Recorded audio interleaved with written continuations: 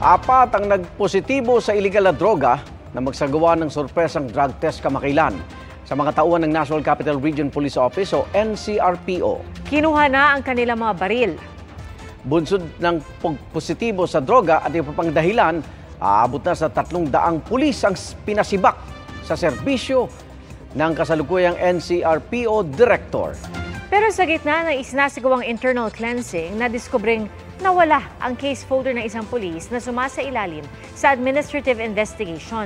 Tinitingnan ang anggulong may kuntsabahang naganap. Nagsasagawa na raw ng paghigpit ang NCRPO. Mga kapuso, sama-sama tayong maging saksi. Mag-subscribe sa GMA Integrated News sa YouTube at para sa mga kapuso abroad, samahan niyo kami sa GMA Pinoy TV at sa www.gmanews.tv.